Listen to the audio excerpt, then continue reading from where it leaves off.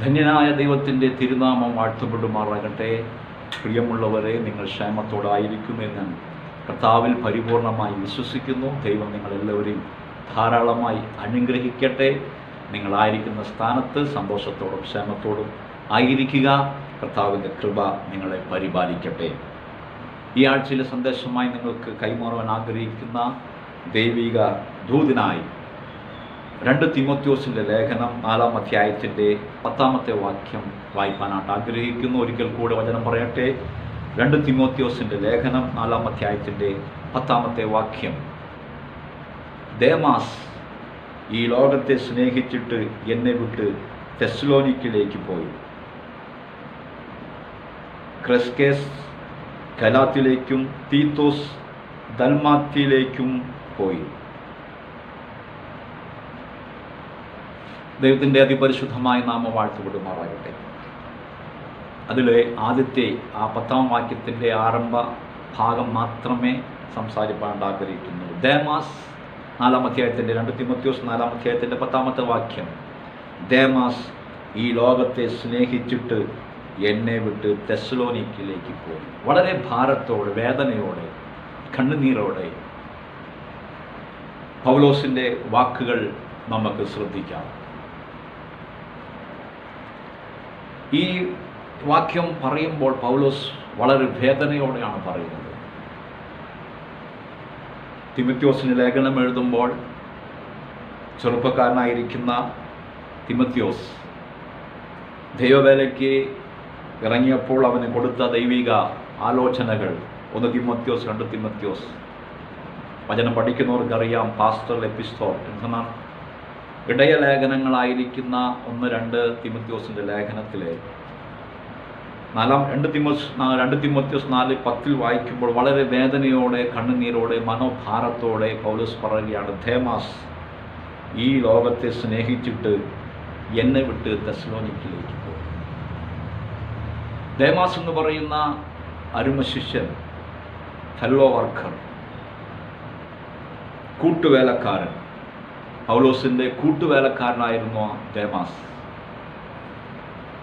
ഒരു കാലഘട്ടത്തിൽ പൗലോസിനോട് കൂടെ സുവിശേഷ പ്രഘോഷണത്തിൽ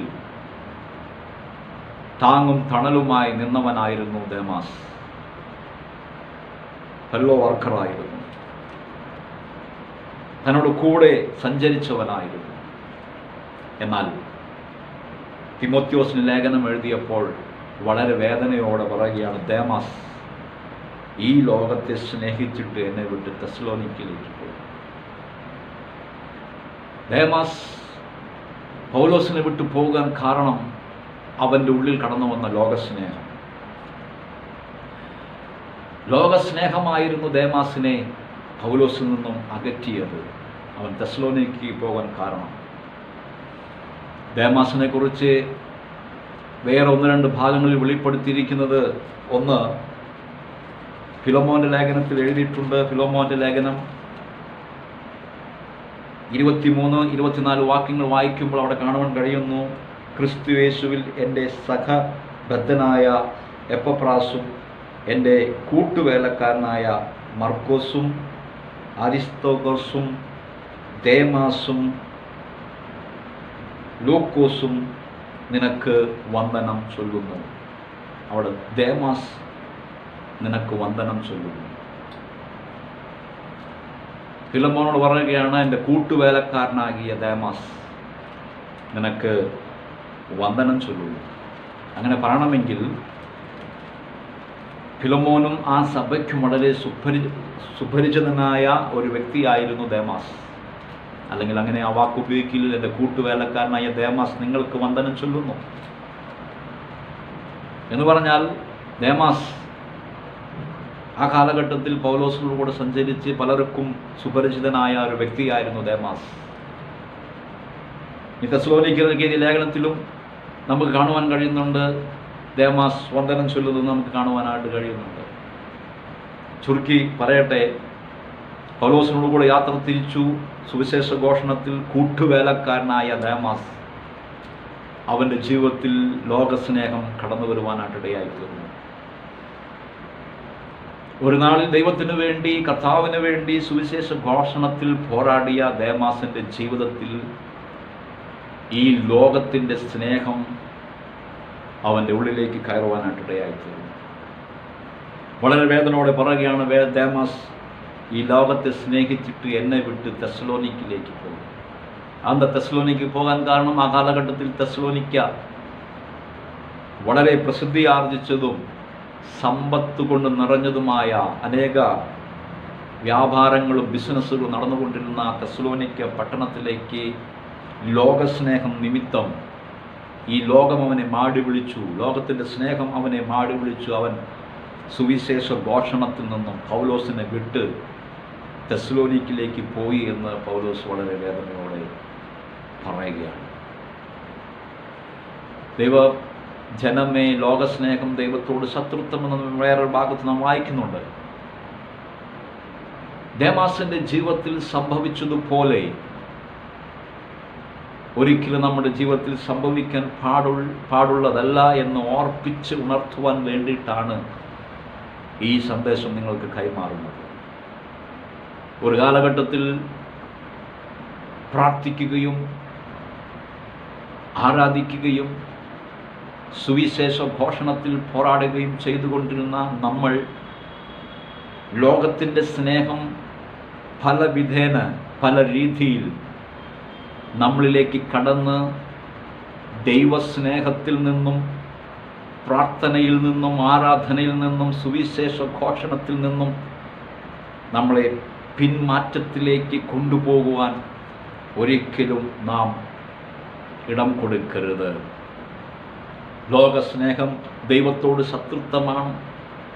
ലോകത്തെയും അതിലുള്ളതിനെയും സ്നേഹിക്കരുത് എന്നുള്ള വചനപ്രകാരം അതിനോട് എതിർത്ത് നിന്ന് അത് വെറുത്ത് ലോകത്തിൻ്റെ മോഹങ്ങളും ലോകത്തിൻ്റെ ഇമ്പങ്ങളും ലോകത്തിൻ്റെ ഇച്ഛകളെയും നാം തള്ളിവിട്ട് ഓരോ ദിവസവും ക്രിസ്തുവിൻ്റെ സ്നേഹത്തിൽ തികഞ്ഞവരായി യേശു ക്രിസ്തുവിനോട് കൂടെ ആയിരിക്കുവാൻ കർത്താവ് നിങ്ങൾക്ക് കൃപ ചെയ്യുമാറാകട്ടെ.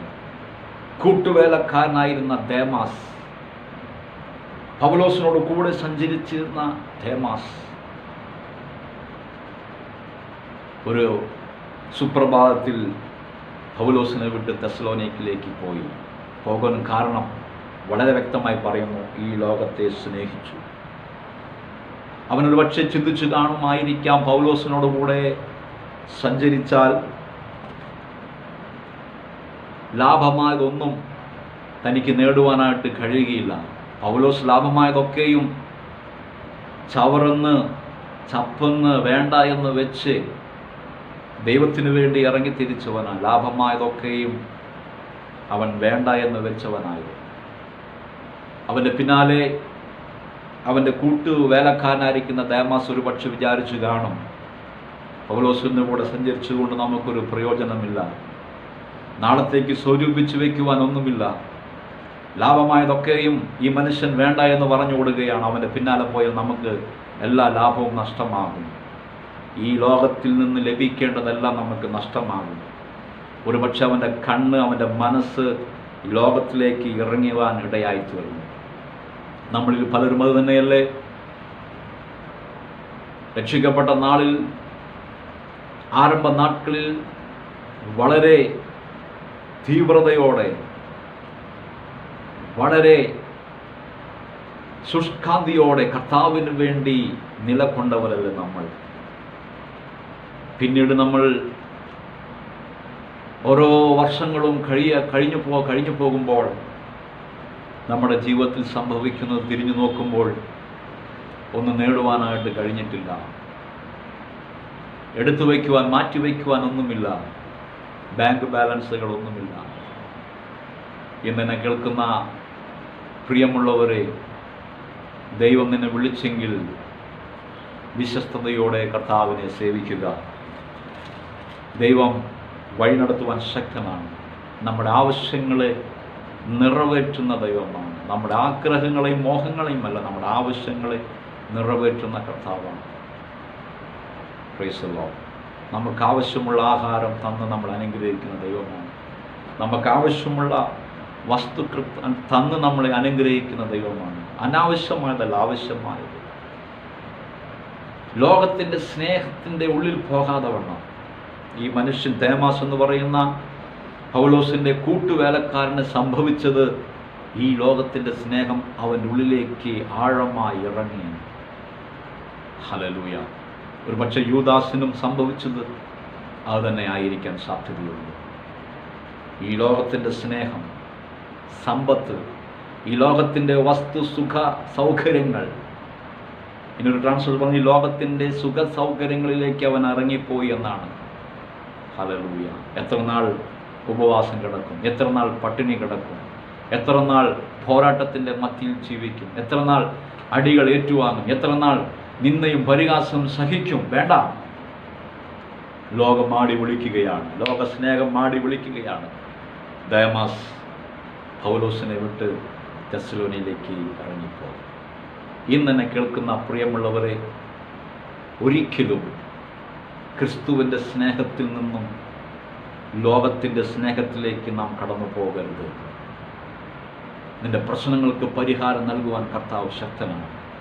വിശ്വസ്തയോടെ ദൈവത്തെ സേവിക്കുവാൻ നീ തയ്യാറാണെങ്കിൽ, വിശ്വസ്തയോടെ കർത്താവിനെ പിൻപറ്റുവാൻ നീ തയ്യാറാണെങ്കിൽ, നിന്റെ ആവശ്യങ്ങളെ നിറവേറ്റുന്ന ദൈവമാണ് നമ്മുടെ ദൈവം. ഹല്ലേലൂയ. വിളിച്ച ദൈവം വിശ്വസ്തൻ. വഴിയിൽ അലഞ്ഞിടാൻ അവൻ അനുവദിക്കുകയില്ല. ഭാവിയിൽ വിട്ടേച്ചു പോകുന്ന ദൈവത്തെ അല്ല നീ സേവിക്കുന്നത്. നിന്നെ വിളിച്ചത് സത്യമാണെങ്കിൽ, നീ വിളിക്കേട്ടത് സത്യമാണെങ്കിൽ, ആ ബോധ്യം നിനക്കുണ്ടെങ്കിൽ, ലോകസ്നേഹം നിന്നെ മാടി വിളിക്കുമ്പോൾ അതിനോട് നോ എന്ന് പറഞ്ഞ് അതിനെ വെറുത്ത് ദൈവത്തിലേക്ക് അടുത്തു വരുവാൻ തയ്യാറാണെങ്കിൽ, ദേമാസിനെ പോലെ ഒരിക്കലും ലോകത്തെ സ്നേഹിച്ചിട്ട് വിട്ടു പോകരുത്. ദൈവം നിന്നെ നടത്തുവാൻ ശക്തനാണ്. ഹല്ലേലൂയ. ഇപ്പോഴത്തെ സാഹചര്യം നീ നോക്കണ്ട, ഇപ്പോഴത്തെ പ്രതിസന്ധി നീ നോക്കണ്ട. ഇപ്പോൾ നിന്നെ തകർക്കുന്ന, നിന്നെ ഇല്ലായ്മ ചെയ്യുന്ന, നിന്നെ പുറകോട്ട് വലിക്കുന്ന ശക്തികളാണ് നിനക്ക് ചുറ്റുമുള്ളത്. അത് കണ്ട് നീ ഭാരപ്പെടരുത്, ഭയപ്പെടരുത്. ദൈവസ്നേഹത്തിൽ നിന്നും അകന്നു പോകരുത്. ഇതാരോടൊക്കെയോ ദൈവത്തിൻ്റെ ആത്മാവ് വളരെ ശക്തമായി ഇന്ന് ദൂതറിയിക്കുകയാണ്. ഈ സാഹചര്യങ്ങൾ കണ്ട് നീ പുറകോട്ട് പോകരുത്. ഇപ്പോഴത്തെ അവസ്ഥ കണ്ട് നീ പുറകോട്ട് പോകരുത്. ദൈവം വിശ്വസ്തനാണ്. ദൈവം നിന്നെ അങ്ങനെ വിട്ടുവാൻ സമ്മതിക്കുകയില്ല. ദേമാസിനെ പോലെ ലോകത്തെ സ്നേഹിച്ചു വിട്ടുപോയി കളയരുത്. ഹല്ലേലൂയ. ഒരു വലിയ പ്രതിഫലം നിനക്ക് വേണ്ടി കാത്തിരിക്കുന്നു. ഒരു വലിയ സന്തോഷം നിനക്ക് വേണ്ടി കാത്തിരിക്കുന്നു. ഒരു വലിയ പ്രത്യാശ നിനക്ക് വേണ്ടി കാത്തിരിക്കുന്നു. അതിലേക്ക് പ്രവേശിക്കുവാൻ പിന്നെയും ദൈവത്തിൻ്റെ ആത്മാവ് ബുദ്ധി ഉപദേശിക്കുന്നു. ദൈവത്തോട് ചേർന്ന് ദൈവ സ്നേഹത്തിൽ നിറഞ്ഞ് ദൈവത്തിന് വേണ്ടി ജീവിക്കുവാൻ കർത്താവ് നിങ്ങൾക്ക് ആഹ്വാനം നൽകുകയാണ്, ആലോചന പറഞ്ഞു തരികയാണ്. പൗലോസ് പറയുകയാണ്, ദേമാസ് ഈ ലോകത്തെ സ്നേഹിച്ച് എന്നെ വിട്ട് തെസ്സലോനിക്കയിലേക്ക് പോയി. വളരെ വേദനയോടെയാണ് പൗലോസ് അക്കാര്യം പറയുന്നത്. ഒരു പക്ഷെ തൻ്റെ കൂടെ നിന്ന് എല്ലാറ്റിലും കൂടെ നിന്ന ഒരു മനുഷ്യനായിരുന്നു. പക്ഷേ അവൻ്റെ ചിന്ത മാറിപ്പോയി. അവൻ്റെ ആഗ്രഹങ്ങൾക്ക് വ്യത്യാസം സംഭവിച്ചു. അവൻ്റെ ഹൃദയത്തിന് വ്യത്യാസം സംഭവിച്ചപ്പോൾ അവനൊരു തീരുമാനമെടുത്തു, ഇല്ല, പൗലോസിനെ വിട്ട് ഞാൻ ലോകത്തെ സ്നേഹിച്ച് പോകുകയാണ്.